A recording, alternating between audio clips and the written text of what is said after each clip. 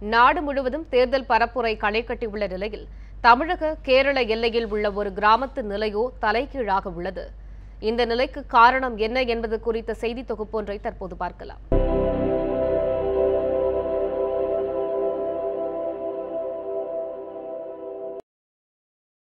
ஆத்துல ஒரு கால் சேத்துல ஒரு கால் என்கிற தமிழ் பழமொழியை கேள்விப்பட்டிருக்கிறோம்.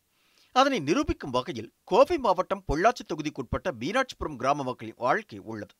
இந்த கிராமத்தின் கிழக்கு பகுதி தமிழகத்தின் பொள்ளாச்சி தொகுதியில் இருந்தாலும் மேற்கு பகுதியோ கேரள மாநிலம் ஆலத்தூர் மக்களவை தொகுதிக்குட்பட்ட சித்தூர் சட்டப்பேரவை தொகுதியில் உள்ளது. இதனால் கிராம மக்கள் அனைவரும் ஒரே அரசின் நலத்திட்டங்களை பெறுவதில் பல்வேறு சிக்கல்கள் உள்ளன.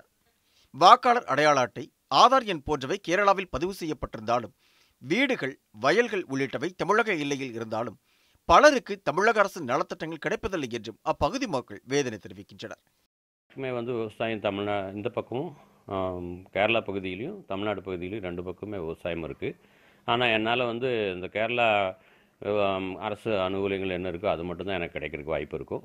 தமிழ்நாட்டில் இருக்கிற அந்த பூமிக்கு உண்டான அரசு மானியங்களோ வேறு எந்த சலுகைகளும் என்னால் வாங்குறதுக்கு வாய்ப்பு கிடையாது.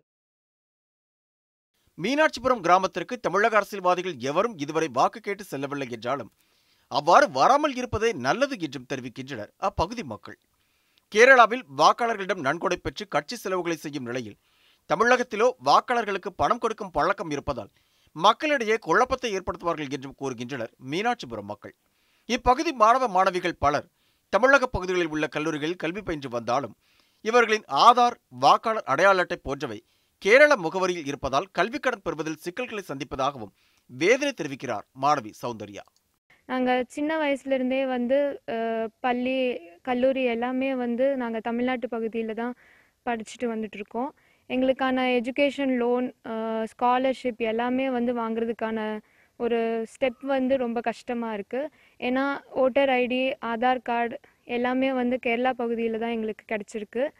தமிழ்நாட்டு பகுதியில் இந்த மாதிரி எந்த வசதியும் எங்களுக்கு வாங்க முடியாதங்காட்டி, தமிழ்நாட்டு பகுதியில் நாங்கள் படிக்கிறங்காட்டி எங்களுக்கான குவாலிஃபிகேஷன் ஸ்காலர்ஷிப்கானது கிடையாது அப்படின்னு சொல்லி ஒதுக்கிடுறாங்க. எதிர்காலத்தில் மீனாட்சிபுரம் கிராம மக்களுக்கு அரசின் நலத்திட்டங்கள் முறையாக சென்று சேரும் வகையில் மத்திய, மாநில அரசுகள் நடவடிக்கை எடுக்க வேண்டும் என்பதை இப்பகுதி மக்களின் பிரதான கோரிக்கையாக உள்ளது. பூபதி, நியூஸ் 7 தமிழ், பொள்ளாச்சி.